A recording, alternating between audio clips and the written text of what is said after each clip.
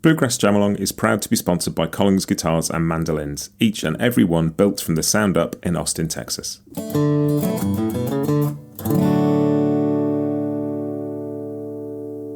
This episode is also brought to you by Peghead Nation, the home of roots music instruction. If you want to improve your playing, join me and thousands of other pickers getting better every day at pegheadnation.com.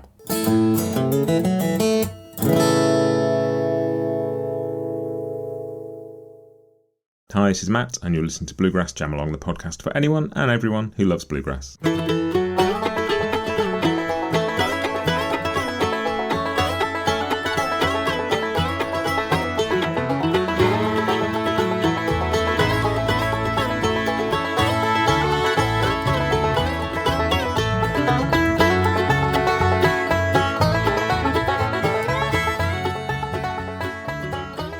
Hey everybody, welcome back to another week of Bluegrass Jamalong.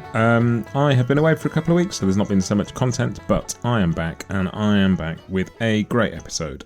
Today you are going to hear from Jerry Douglas, and we all know who Jerry Douglas is and how kind of much of a legend of this music he is. I've had him on the podcast before, you remember when we chatted about Earl Scruggs, but he's back to talk about his new record, The Set, which I'm really excited about. Jerry talks about his band that have been together for sort of a decade now. Why now was the time to make a new record? We also chat a little bit about some other stuff that I'm really keen on. Transatlantic Sessions is part of that.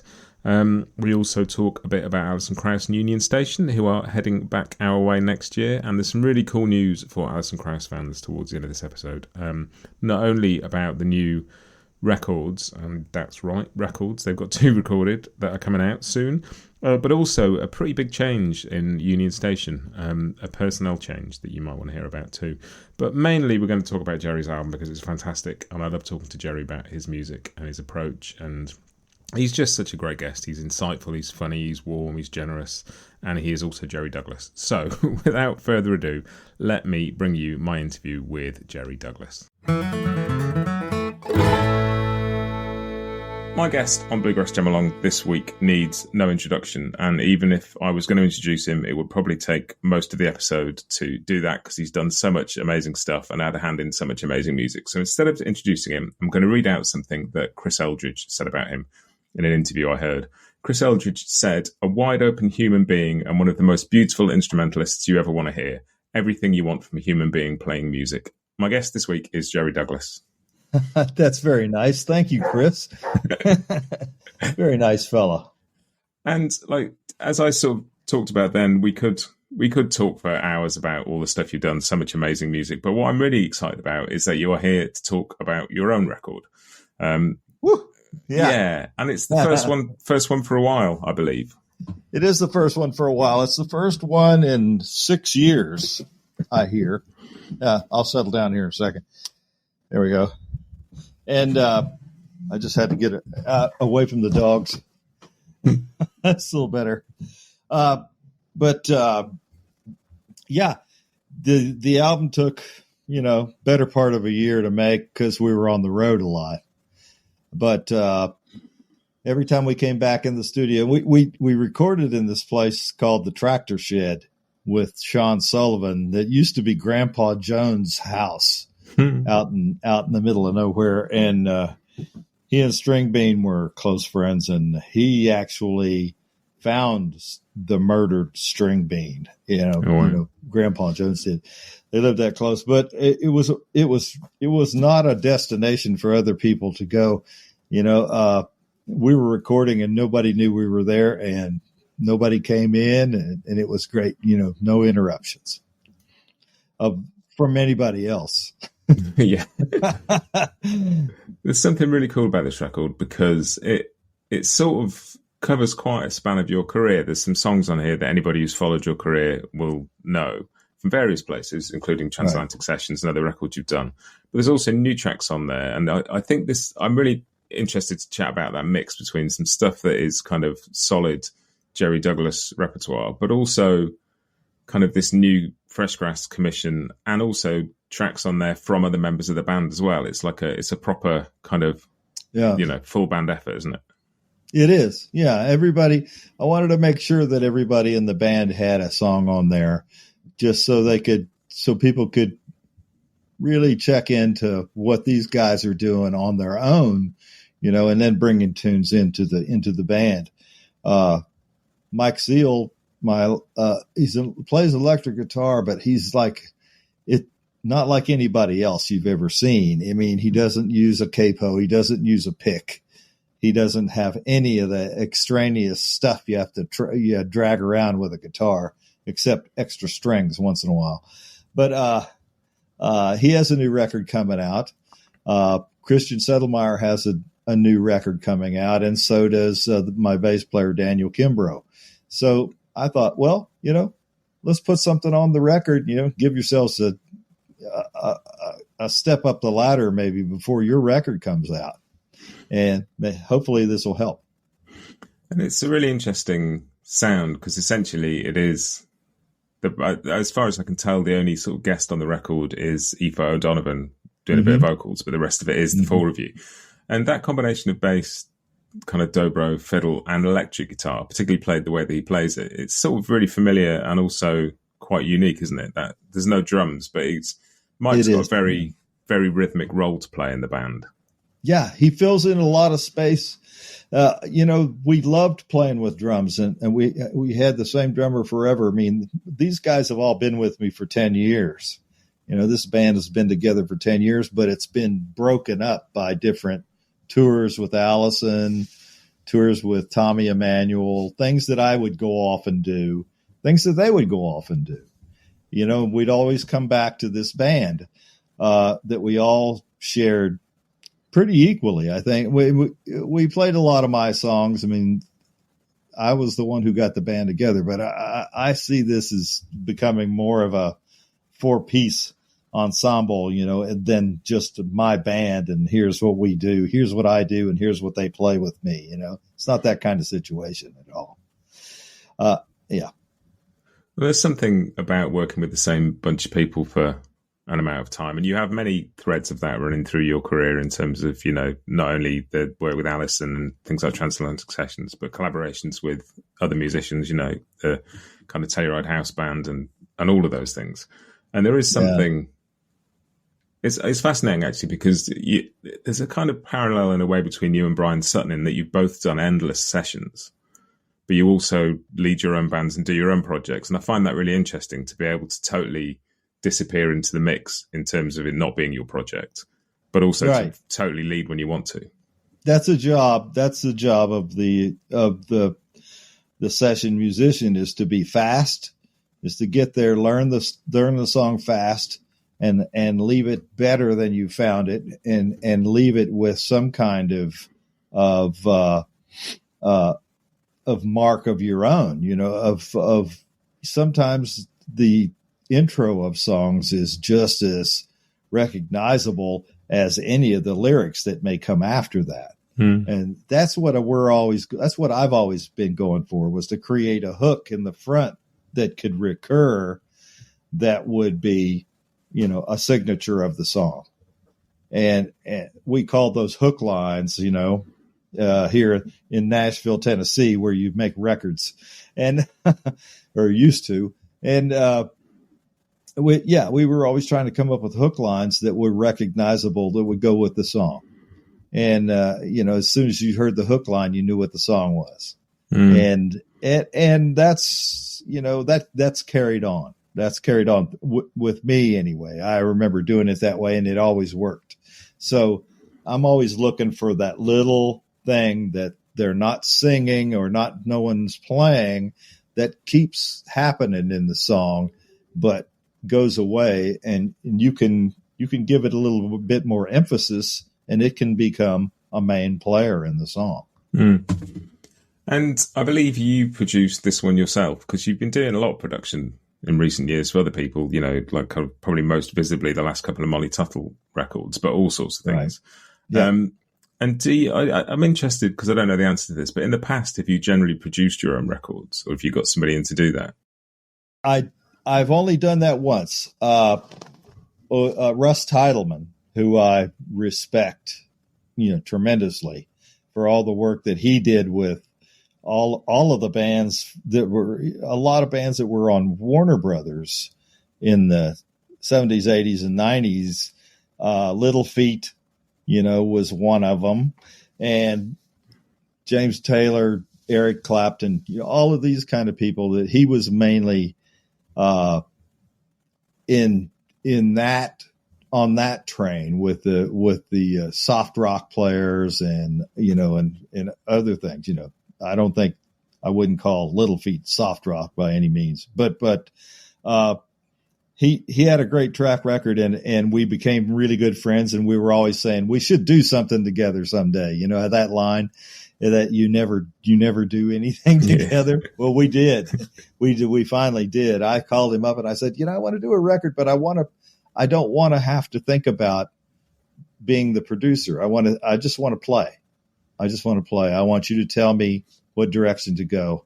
I've produced enough of my own records that I know that what I'm going to do. I want to come at it from a different point and see what you think. You've got this great track record too. Of knowing what to tell people, how the thing should go. And how it's all made up. And he was on it. From day one. He was really excited about doing it, and we brought in the Mumford and Sons, and there were a lot of guests on the record. Kev Moe, and like I said before, Eric Clapton sang on the record, or just a ton of people on the record. Omar Hakim played drums on that record. It was a crazy record, and kind of like me traveling around the world, and picking up these friends of mine and putting them on my record. That was a lot of fun. I enjoyed making that record, but I also like being in the record for extended periods of time anymore. It used to be we'd have to do, a double album in 3 hours. We don't have to do that anymore. We can walk away and take it home, listen to it, maybe add something to it. Recording is different now because everybody's got a recording studio in their home. And that can be a problem. That can be a problem. I mean, just certain technical things can go wrong, or if you're left to your own devices all by yourself, you may leave the whole idea everyone else had behind. And then when you come back and you've got that and they go, no, that's not, start over. Yeah. Maybe the best idea is for everybody to record together, and be there and talk to each other as it's going down. So it's all cohesive in the end. And I guess particularly when you've got a bunch of people that you've been playing with for a decade, and you kind of know to a certain extent what they're going to do, and you've got a kind of a sound that's developed over that time together. Because I think I read that this is the longest you've had the same band together. Yeah, this is the longest I've been able to have the same band together, counting COVID. But I always had to bust the band up to go out, and do my real job, which was playing with Alison in the band. And so Sam Bush, in a way, benefited from all of that. I mean, when I would break up my band, there might be somebody he needed that he could cherry pick from my old band. Todd Parks, the guy that plays bass with him all the time now, was in my band when I had to, break it down and go out with Alison or Elvis Costello. I don't remember which one that was, but there are these just great opportunities that come by my way, and it's one of these bands that's like, cool. I mean, if somebody has a great opportunity that comes up, you got my blessing, please come back though someday. After you've gone off and had all your fun, come back. We'll have more fun here. Yeah. But that's kind of the way this band has worked. And, Daniel Kimbrough went out with Sarah Jarosz for a little while earlier this summer when I had things going on. I was recording in Brussels on a record over there. And I had a bunch of one-off things that I was doing myself that I didn't have a lot of band time for. So it was a good time for Daniel to take off, and I was really happy that he could go and do that and get a little bit different experience, with a different band, and just seeing how that feels. But we all get together, and it's a sound that only we can make. It's like Akis, it's like Alison and that band. When we get together and we hit the first, by the time we get to the chorus, we sound like us, and there's no other sound like that in the world. And that's what I love about these bands. It's not just being in one band, but being, taking things from one band and spreading them around a little bit, and ideas, just little ideas and just tiny little things, but they do spread around and can be the answer to some problem that you had before. So, there's a lot more to this music business than just getting on the bus and showing up at the next gig. Yeah. There's a lot of business involved these days. And the record, which is out on the 20th of September, I believe, is called The Set. And that is a very simple title, but I love, there's a little kind of bit of blurb that comes with the stuff that I got alongside it. And so the quote there says, "I chose these songs for the set because people respond strongly and positively to these songs. I truly care what the listener thinks, and I let that direct me." And there's also a little nod in there to the Transatlantic Sessions. And when you do the UK tour, you record the first show and then sell it as a CD at subsequent shows, like the day after and onwards. And it's the scariest one that we ever do too. The first one, it's got all the little bumps and things in it, but I think that makes it better. It's really live, and they can take it home with them if they had a great time at the show that night. They can take this home with them, and that was just the way I started thinking about this record. Was like I've got so many songs on so many different labels, and some of those labels have shelved these records, so you can no longer find them, these songs. And so I thought, those songs, I want to re-record those songs, especially because I know them better now. I know the songs better, and I love the way this band plays them. And we have a band sound. It's not just me, featuring me. It's like me featuring this band, this wonderful group of guys I've got together, and I just love the way they play. And so that's why I wanted to do this record and to put, I re-recorded From Ankara to Izmir, which was on one of the first records, MCA Master Series records that we got to do. Tony Brown was the head of MCA Records here, had just like this $1 million track record streak of songs going, but he kind of like set all that aside for us, for Mark and Bela and Sam and Edgar and guys like of our ilk to sort of create a label for MCA that was a lot like Windham Hill at that point.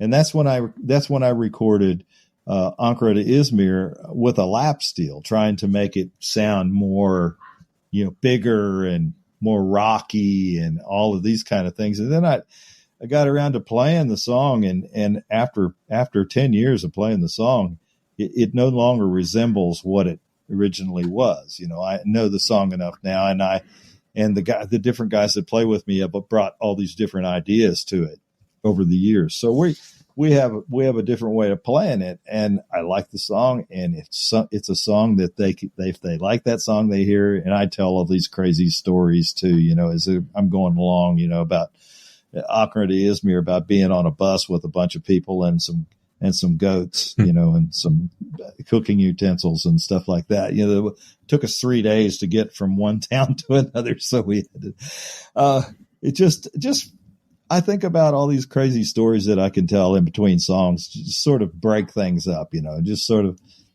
of sometimes I guess it's the same as doing a vocal tune, just giving them a real story, giving them something they can really sink their teeth into before you start this instrumental that they have no idea. You just I give them the idea. Okay, this happened in Turkey, and this was a long ride from Ankara to Izmir because I decided not to fly like the decadent American would. I've since decided to fly like the decadent American.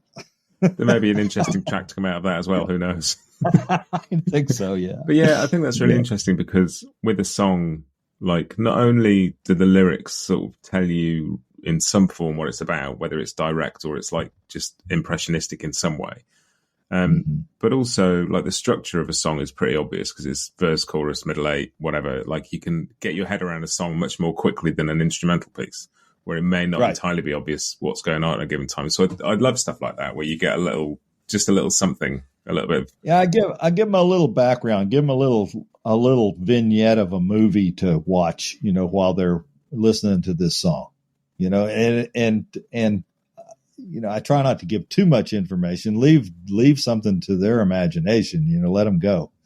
And, but I love keeping the crowd involved in that way. Not leaving them behind with chops, hey, look what I can do, or anything like that. I like keeping the crowd involved because they're there, we're there to play for them and entertain them. At the same time, we're having the time of our lives, what's better than going out and being a musician and traveling around the country and seeing all these beautiful things at night and, mostly. Yeah. And, but, just traveling around, seeing what people, if I was a politician, I would know a lot more about this country than most of the politicians that are out there talking about things right now. I know what's going on in different parts of this country, and they're not really talking about it. And as musicians, we get to travel around and see a lot of things, that most people don't. And it's never, and it's not, it doesn't have to be in like go straight up the coast of California or, the Eastern coast or anything like that. Our schedules are zigzaggy, and we don't go in direct lines really anymore, and we don't have to. And so we can be anywhere in the country within 6 hours, by plane or whatever. So it's better when it does go in a more direct line, but doesn't really happen that way anymore. Yeah. And like for me, that track from Ankara to Izmir, like there's a version of that on Skip Hop and Wobble as well, which is, one of my favorite records. And I think, like you say, it can be hard to get hold of that record at the moment.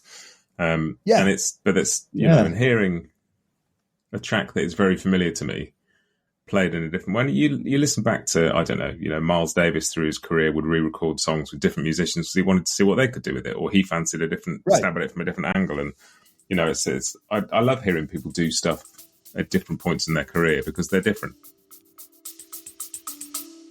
We'll be right back with you just after this. Collings Guitars has been a long-time supporter of the bluegrass community, from collaborating with artists to sponsoring festivals big and small, and now by sponsoring Bluegrass Jam Along. Handmade in Austin, Texas, every Collings guitar and mandolin that leaves the shop is built from the sound up, and the team loves seeing a Collings in the hands of players of all levels, from local musicians to world-renowned pickers. Visit collingsguitars.com for more.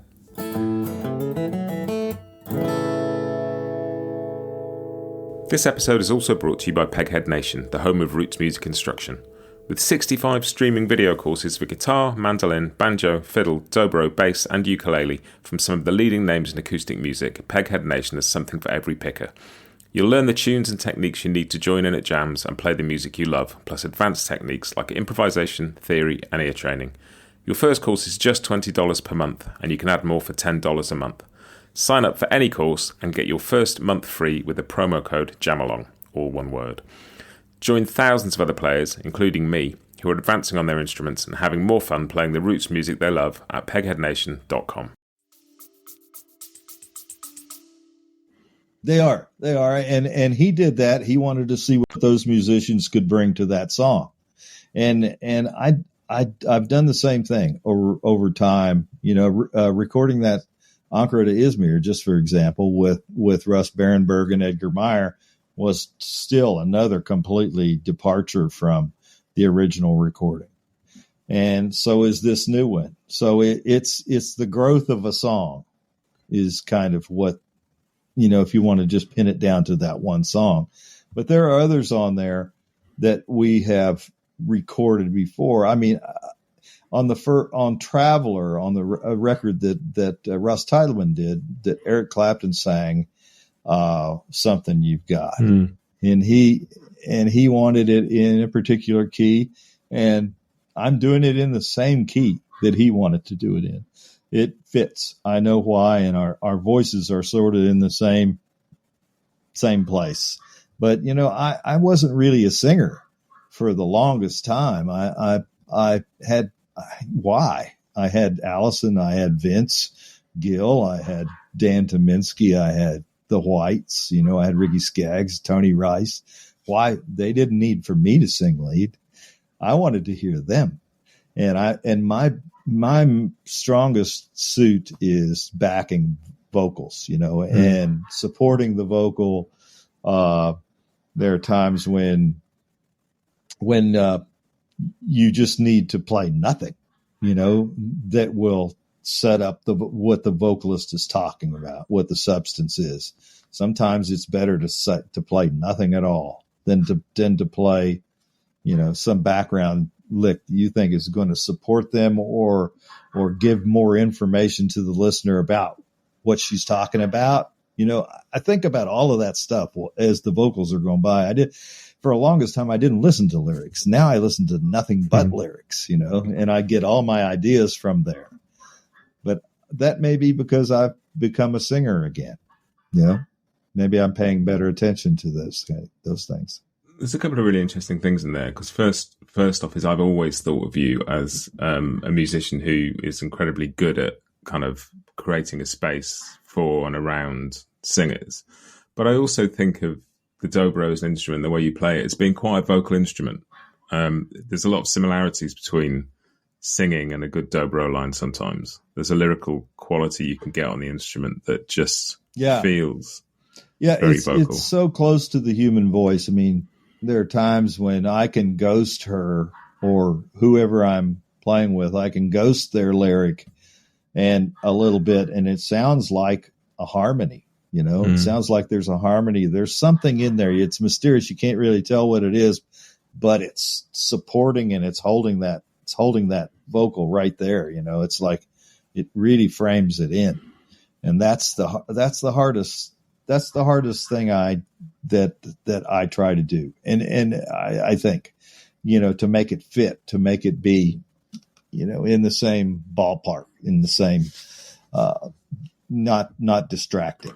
Well, there's a beautiful sort of example on this record of taking that kind of about as far as you can go in the track, what might have been the Mike Stern track, that is like basically you and Aoife O'Donovan duetting on this tune. Well, we're just having a conversation. Yeah. Have I misremembered this, or did you and Sarah Jaros do that at Transatlantic Sessions? I think you opened. We did on Sarah Jaros. You opened the second half of the show with it, didn't you? I did, and she did a beautiful job. And it was at the time she was on the road.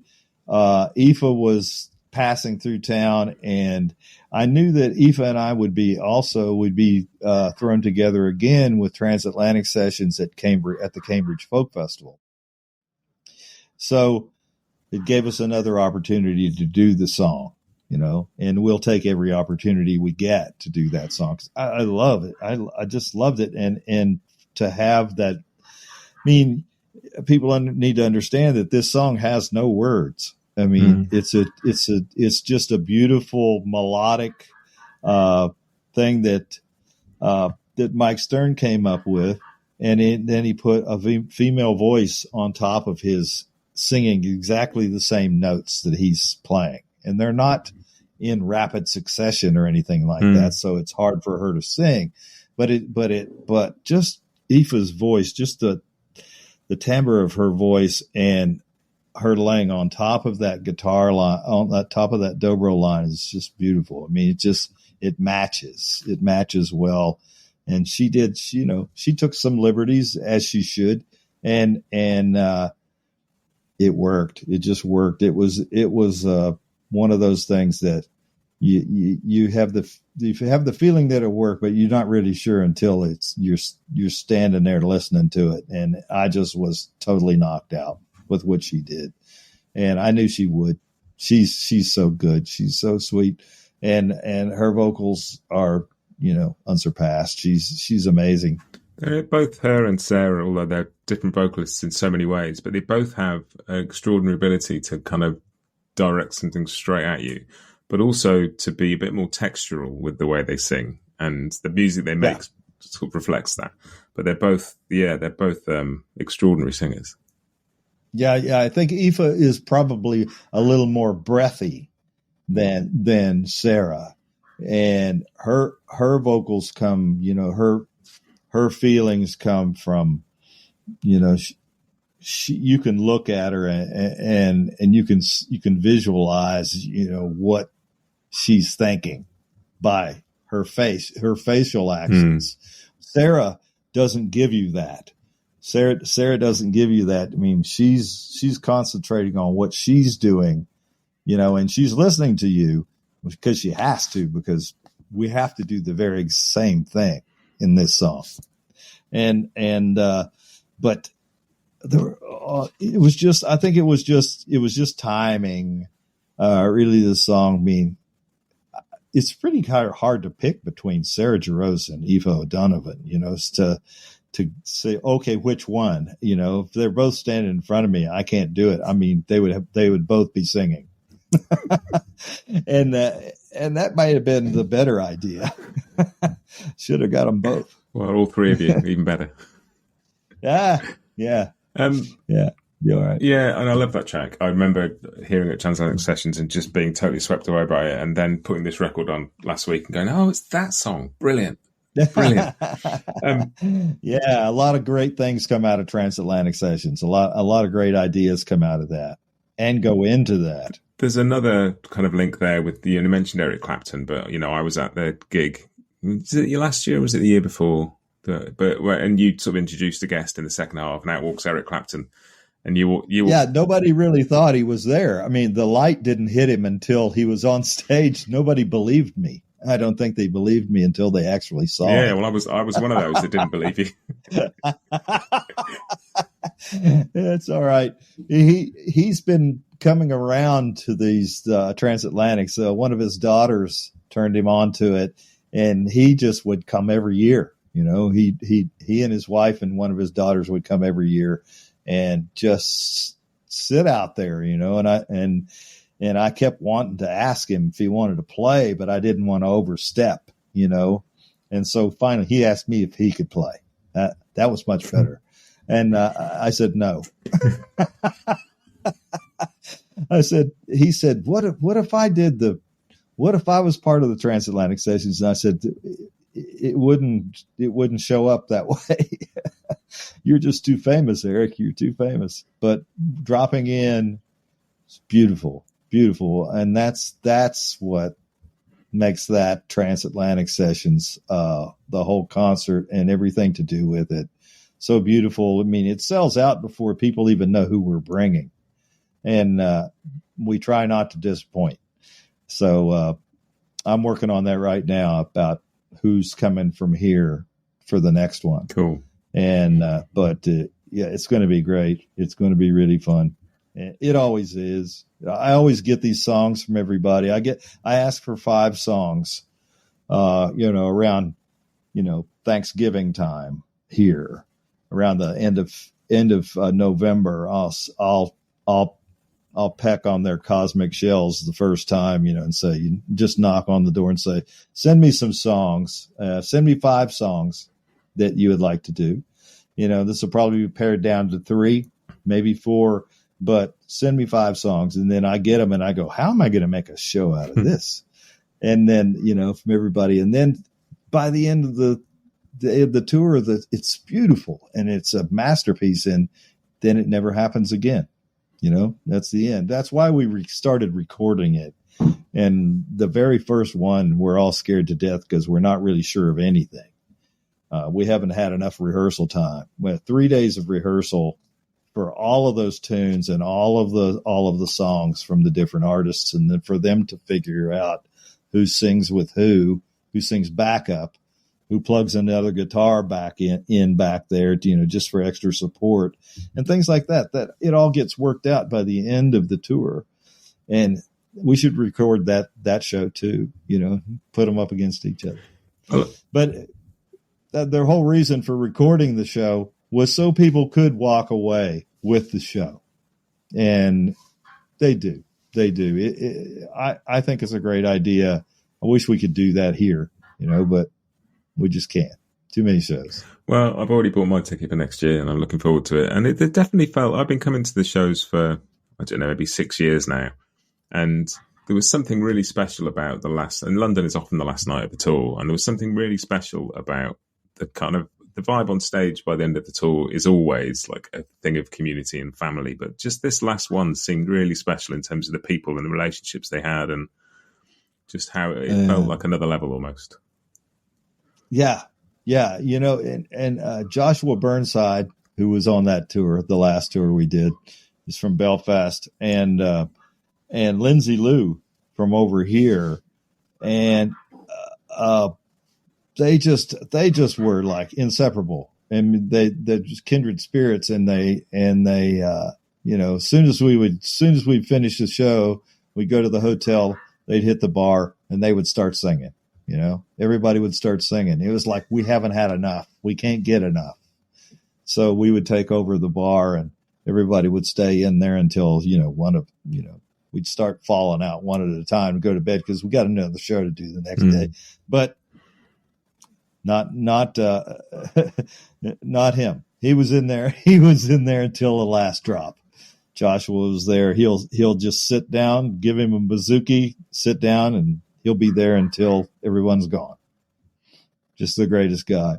So cool. He came over and he came down and opened a show for me in Dunleary, south of Dublin, on this last little run I did over there, and opened up the show for me. And Paul Brady came as well, and we had and Kieran Turish too from Alton, who was in Alton for a long time, is an old pal of mine, and came by, and we just had the greatest time.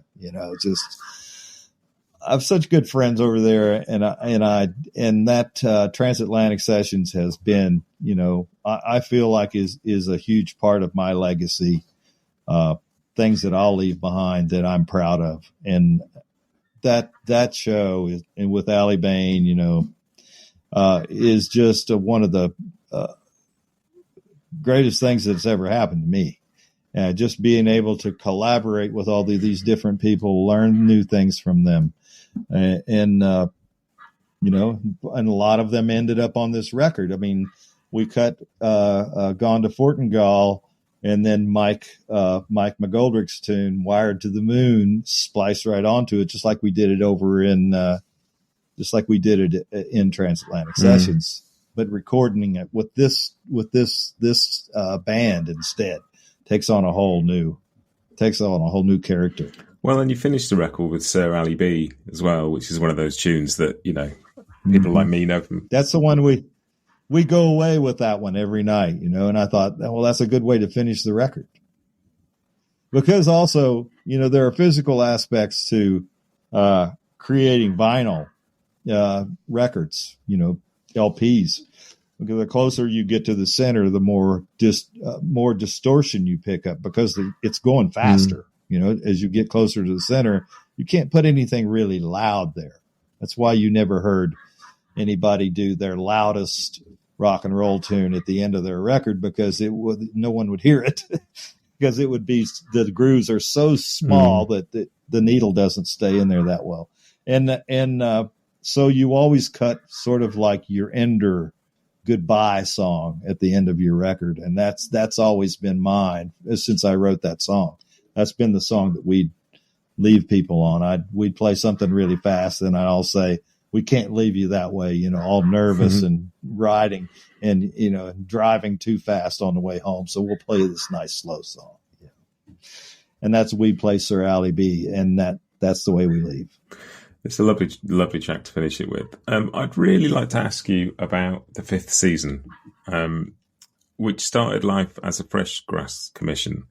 And so many things I've talked on this podcast about in the last year or two have come out of that commission process, whether it's Becky Buller's recent record, Aoife O'Donovan's record, Sierra Hull, Sarah Jaros's Blue Heron Suite. Like, so much beautiful music has sort of had its roots in there. And I'm really keen to, because obviously this is the concerto version of the commission rather than the song cycle version of the commission. So how did you approach it in terms of, like, did you start with structure? Did you have something in mind already? I'd love to hear how it came together. I did have a kind of a picture in my mind of how it should start. I knew we would get into some very intricate parts in the middle, to try to stir, try to include the whole band and keep things stirred up, So we had these different sections we would go to, and usually the guitar would lead us into that section, or I would, one of the others. And we had more sections, but I remember I was writing it, and I was having trouble, just idea wise. So I called Mike Seal up, and Mike Seal came over, and we came up with a lot of stuff that day, and wrote, a lot of the different moves, but not the complete parts, just how it should go, just how it should fold into the next section. And we did a lot of the writing for those parts in a day or two, and then I would, he would leave, and I would go ahead and write the rest of the other sections, or we would get in the studio and go, wait a minute, like, what if we did this? We turned over every stone, and I like the way it came together. It's very listenable. I worried about that at first, about we want to make this connected. We want this to be connected in a way. We want it I want it to be able to come back around to where it started. I want it to be full circle kind of a situation. And I think we've done that. It's new, so it's still, we'll be messing with this for another 10 years, but it's, we don't leave anything alone. Somebody will play a Zeet Booba solo, and we'll all start playing, we all leave the reservation at the same time. But it's a fun song. We haven't really started playing it live on stage yet, because we needed some massive rehearsal before we go into that one. Yeah. Yeah. But I love how it turned. I do love how it turned out. It's really cool. And although it's obviously a longer track and it's kind of more complex in some sections, it's also incredibly melodic. There's just constant melody kind of flowing through it. Well, that's me. That's just me. I love melody more than anything else. I love melody, and I don't think that you should ever improvise unless you know the melody. I mean, you should know the melody inside out so you can come back to it, or you can leave it, but know your way home, That's what I think. So it is very melodic, and it's something that, somebody could put words to, it is something that I've always written these songs, and Alison would say, well, why don't we find somebody or you write words to this? I mean, I just never got around to it because I like the way it sounds. I think that's the sign of a really good melody, where it feels like almost there are some words that just aren't being sung, because it carries that sort of.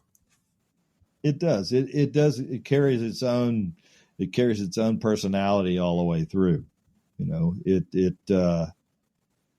There are different characters involved in there, if you want to look at it that way. If you want to look at it like, at the end of it, when we start playing this bump, dum, bump, bum, dum, bum, dum, da, da, da, da, it's like that's about as severe as it gets. But we were pounding it pretty hard trying to get through those sections, and stay with each other, and not veer off too far. But yeah, I like the way it came together, and I did a fair amount of editing on that song, where we would go a little too long with some of the sections, and I would cut them back. It was a lot longer before it made to the record, and but hopefully I didn't cut out anything that was going to make it the million seller of 2025. Because the million seller of 2025 is guaranteed to be an 11-minute instrumental string band commission. Bound to be. Yeah. Why would it not probably be? Not. Well, that's about then you say, like, if you're going to let's write a song that's going to be one of the best-selling songs of all time, you'd never come up with a Bohemian Rhapsody, would you? Like, no. Get a singer. First of all, find a singer. Singers rule. I've lived too long not to know that. But it's really cool, and it's because there's such a mix of, like, there's vocal stuff on here and instrumental stuff, and it's a really interesting little journey, and it feels like it's a record that, like, is also tells your journey over some of the years of what you've done, and it really comes across, and it's a really lovely record, and I've been, I haven't dug into it anywhere near as much as I'd like to yet, but I'm enjoying it immensely already. Thank you. While I have you, can I ask you about a couple more things? Yeah, sure. First of all, congratulations on being an inductee to the IBMA Hall of Fame this year. Yeah, that's what I've been doing in there, trying to write a speech for that. My goodness, what do you say? It's just you don't ever think you'd be in this situation. I never thought of putting myself into the same room as Bill Monroe, forever. This sounds quite scary when you say it like that. And you put all these people in there in the room, and they're all looking at each other, go, now what? It's like, all just watching the door. And I said, I hope that this doesn't mean they're retiring me, or that there's some things that I can't do anymore. I don't think. Nah, I know that's not true. Sam Bush was inducted last year. He hasn't slowed down a second. Nobody's retiring Sam Bush yet. I don't know. There is no such thing. It's not going to happen.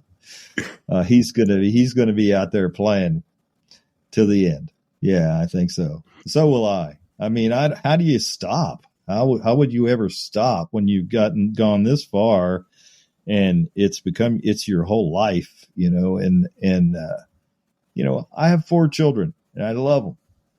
And their children, and my wife. But there's something. Music is what I do. And it's what's fed me, fed my family, clothed my family. It's done everything. I mean, I've never had a job. Somehow the dobro guitar got me through to this point. So I'm going to just keep trusting in the dobro guitar and hope that I can keep being inspired, and I see no end to that. I mean, there's so many great bands out there right now. I saw so many last weekend that I had no idea existed. And I know that that's just the tip of the iceberg. So there's nothing but great music coming. Well, that's the joy of this. I say this music like it's a specific thing, but it's kind of folk, acoustic, instrumental, vocal, string band music in general. It's that it doesn't, the next generation doesn't push the last one out of the way. Like it just joins in, and each generation is very happy to have the previous generation with them. It's very cool. I love the idea that I've been around for so long, but I'm still part of the club. That that these people ask me to play on their records, and they're 40 years younger than me, so I'm straddling the line, between the guys that came before me me and the ones and the ones that are coming. I sort of fell in a right place. I mean, I feel like there's a renaissance period every 20 years or so. There's this new growth, new population of great players and singers, and we're in one right now. I mean, we've got Billy Strings and Molly and Sierra Hull and Sierra Farrell and all of these people who are just blowing it up, and Billy's playing to arenas. What the hell's going on? And, but he's worked his tail off. He deserves every bit of it. He's the greatest guy. He took the right turn at the right time. And we're lucky for all of these things. So, and at the other end of that, you've still got like Del McCoury going strong. You've still got Sam, as you say. Like I listened to that last Tony Trischka record, and the singing on that from Del McCoury was just like astonishing. 85 years old, and it doesn't sound. I mean, he's going strong. He's going strong. I've seen a lot of other singers of his at his age, that don't come close to it. I mean, Del is just from he's a different breed. I mean, he comes from a different kind of, he comes from a sort of a Depression era family and everything around him. He's worked hard all his life. He's done everything. He works on his bus. He chops down trees with an axe. He's a man. He's a mighty man, Del McCoury. And that's another thing. It's just like I see his sons, Robbie and Ronnie. Ronnie, who I'm really, really close to, and he'll just pick it. He'll pick up the torch, and there won't be a moment's hesitation in there. I mean, that's what's going to happen. But I don't see Del. He's slowed down, but he's still Del. He hasn't changed at all. He hasn't. He's not resting on laurels at all. He's still out there ready to go when anybody needs him. He's ready to go. I admire him for that. It's extraordinary. And the other thing I'd like to briefly just ask you about while you're here is I know that Alison, Krauss and Union Station are sort of gearing up to get moving again. Mm-hmm. You've been recording, is it one new record or two? We have two. Wow.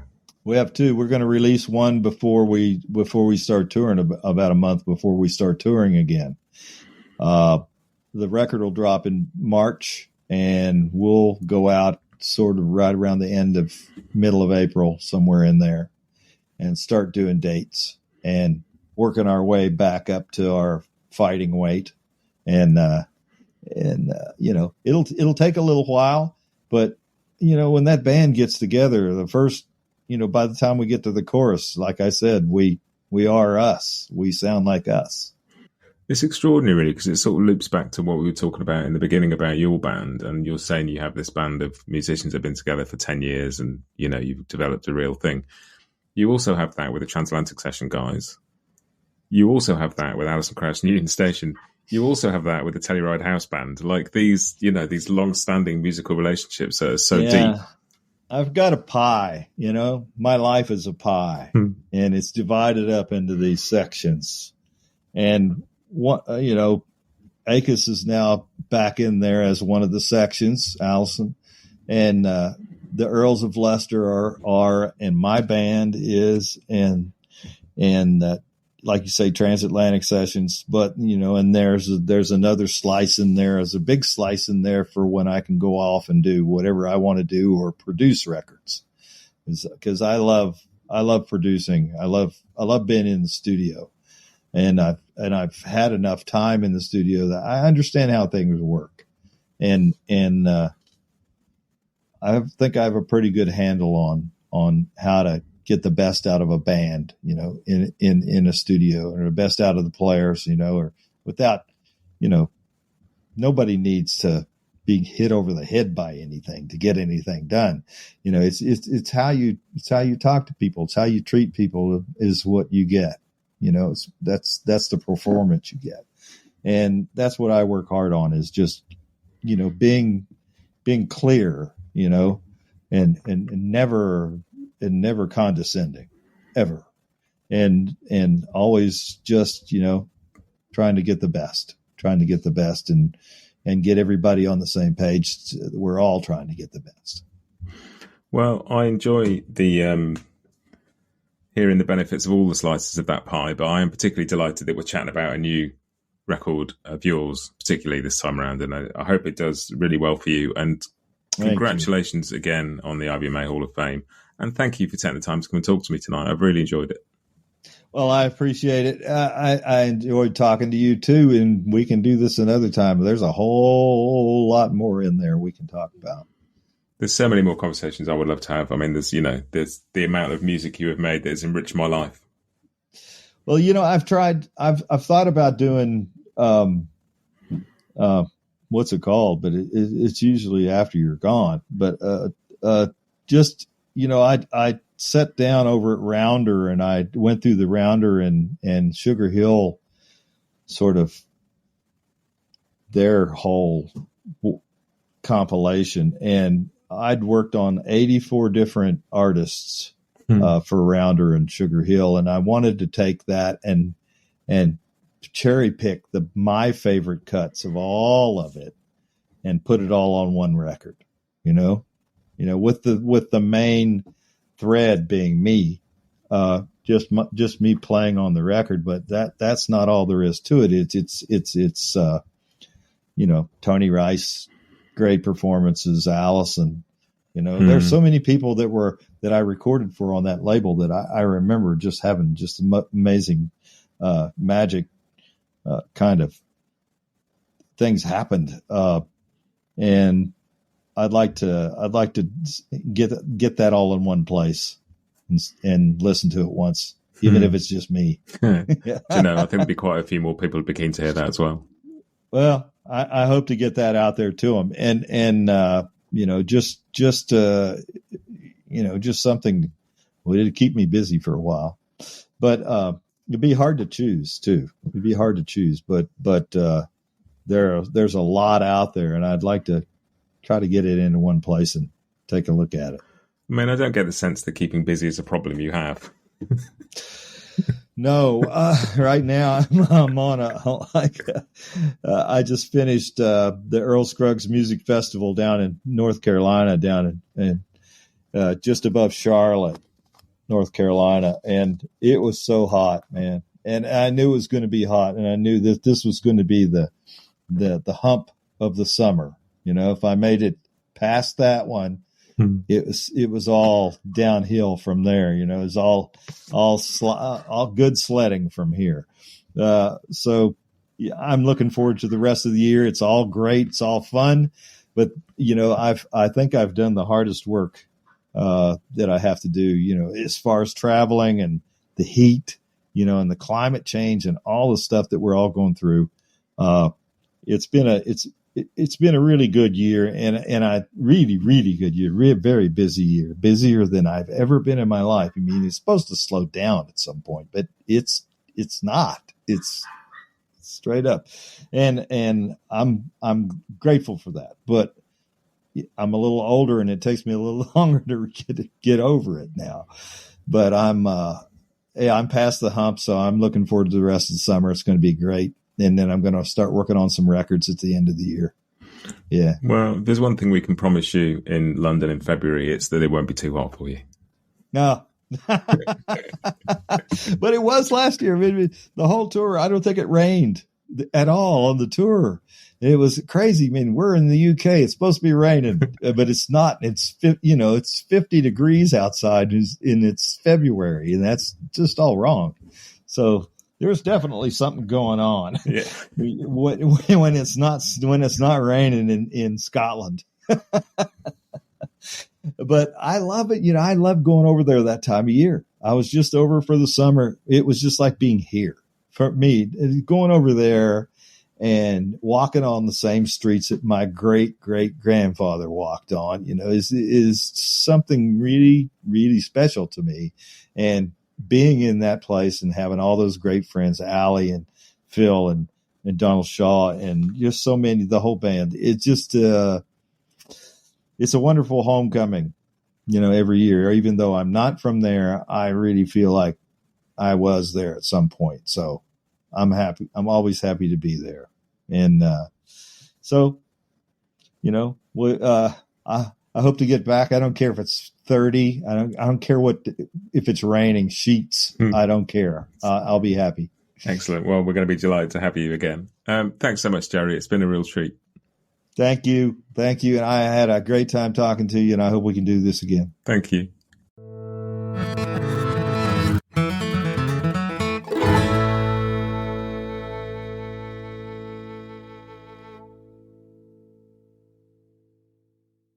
Bluegrass Jamalong is proud to be sponsored by Collings Guitars and Mandolins, making some of the finest guitars and mandolins in the world since the 1970s.